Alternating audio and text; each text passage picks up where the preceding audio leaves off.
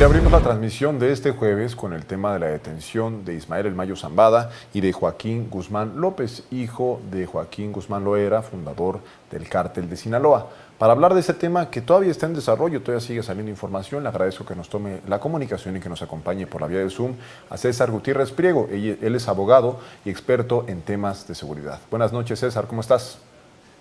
Buenas noches, Braulio, con el placer de estar contigo, como siempre. Qué bueno que nos acompañes y me gustaría preguntarte, para empezar, ¿cómo ves esta situación? ¿Cuál es tu lectura sobre esta detención que en algún momento se dijo que estaba acordada y que se ha estado desarrollando todavía la información? Las autoridades estadounidenses aún no han confirmado si se dio esta detención por vía de un acuerdo ya con el crimen organizado. Cuéntanos. Mira, me parece, Braulio, que independientemente de que la detención haya sido pactada o no, si estamos hablando de uno de los personajes más importantes en el tráfico de drogas de los últimos 30 años. Posiblemente desde los tiempos de Pablo Escobar no se tenía una figura tan predominante como la de El Mayo Zambada. Y la importancia que tiene, me parece que hay algunas cuestiones que los analistas no se han puesto a checar o a verificar. Recordemos que a principios de este mes, la Armada de México, la Secretaría de Marina, señaló junto con la Guardia Nacional que habían hecho un operativo en donde habían detenido al jefe de escoltas del Mayo Zambada. Y que obviamente algunos analistas decían, bueno, si bien es cierto, es un golpe importante al grupo del Cártel de Sinaloa, en específico a la célula que maneja el Mayo Zambada, la realidad es que iban por el Mayo Zambada y al no poderlo detener, detuvieron al jefe de escoltas. Esto te demuestra que ya existía un trabajo previo en donde ya estaban muy cerca del círculo cercano, ¿no? Me parece que hay mucha información y contrainformación respecto a cómo se lleva a cabo la detención, ¿no? Ya vimos que salió el FBI a señalar que ellos realizan la detención y posteriormente ya salen y dan un comunicado donde ellos, en conjunto con la DEA, realizan la operación de estos dos personajes, ¿no? Del hijo del Chapo Guzmán, que es Joaquín Guzmán López, conocido como el Güero Moreno, ¿no? Hermano de Ovidio Guzmán. Curiosamente vemos que el Buró Federal de Prisiones señala que desde hace 2 días Ovidio Guzmán se encuentra liberado. No significa que esté en libertad, significa que no se encuentra en resguardo en este momento de la autoridad federal, ¿no? Así como nosotros tenemos centros federales de readaptación social, en Estados Unidos hay policías hay cárceles estatales y hay cárceles federales. También puede significar que a lo mejor haya llegado a un acuerdo, eso no lo sabemos, con todo y que ya también salió su abogado en toda esta información que se ha estado desarrollando a señalar que él no tendría un trato con el gobierno federal, pero dentro de las mismas informaciones que están señalando, ahora mencionan que este otro hijo del Chapo Guzmán realmente sí se entregó, pero que habría engañado, ¿no? Al Mayo Zambada.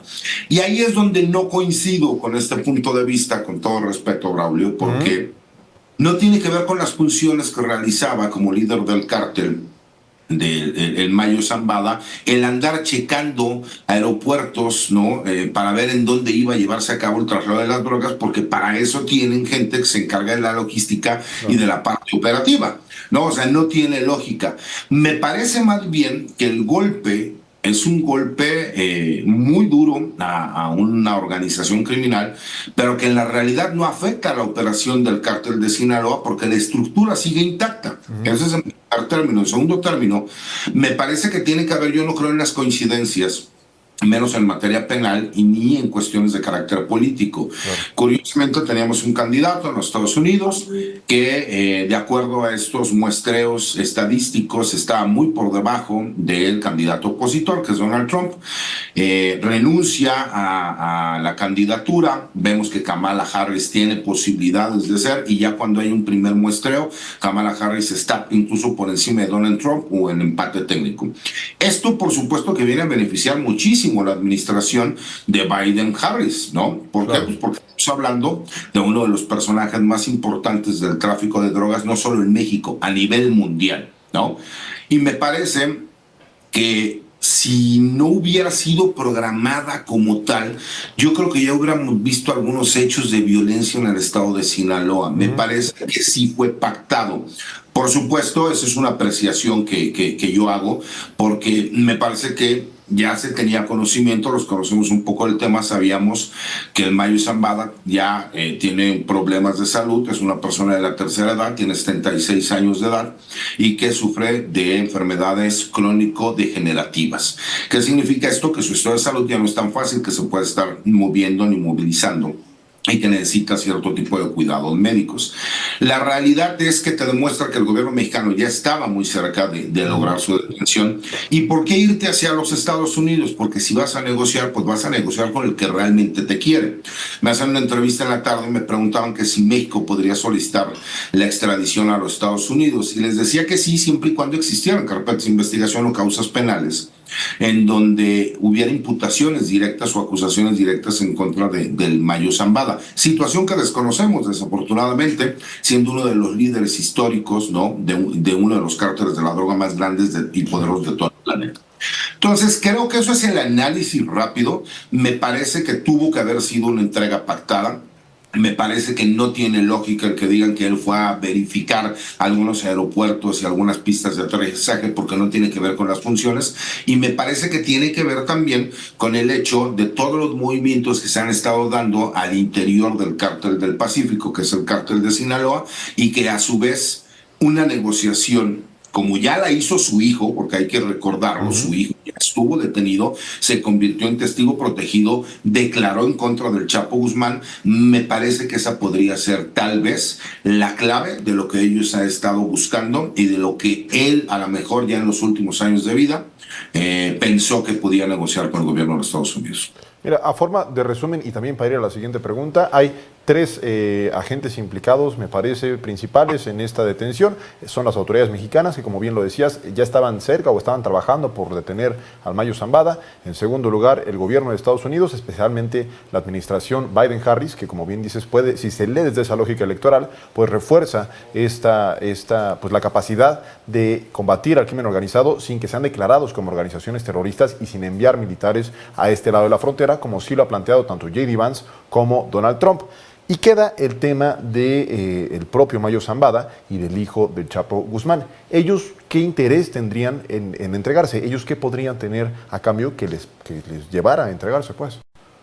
Mira, con todo respeto, Braulio, hay que entender lo siguiente. El hijo de Joaquín Guzmán, ¿no?, Joaquín Guzmán López, es una persona de 32 años de edad. Si él se convirtiera en testigo colaborador, él podría tener una sentencia entre 5 y 10 años. Tienes 32 años, a los 37 años, 42 años máximo quedas en libertad. Y así como lo vimos con el mismo hijo del Mayo Zambada, que está en Estados Unidos viviendo una vida normal, podría suceder, ¿no? ¿Por qué? Porque el gobierno de los Estados Unidos está dispuesto a llegar a este tipo de acuerdos reparatorios. En el caso del Mayo, por ejemplo, una persona de 76 años, ya con enfermedades crónico-degenerativas, que además dentro de este posible acuerdo hubiera podido a lo mejor manejar el que recibiera los tratamientos de acuerdo a su estado de salud, declararse culpable, cooperar con el gobierno de los Estados Unidos, pagar estas multas de indemnización multimillonarias y vivir los últimos años de su vida tranquilo en los Estados Unidos y sin regresar nunca a México, me parece que también pudiese ser atractivo. Recordando también que otro de sus hijos está detenido en Estados Unidos y uno de sus sobrinos, y que por ahí a lo mejor parte de la negociación se hubiera podido llevar o haber iniciado incluso por medio de estos familiares directos. Ok, abogado, pues te agradezco mucho por tomarnos la comunicación, por el análisis y el comentario, y estamos en contacto porque seguramente seguirá saliendo información a lo largo de los próximos días. Te mando un fuerte abrazo. Otra vuelta, mi querido Braulio. Buenas noches. Muchas gracias. Nosotros vamos a una pausa y ya regresamos.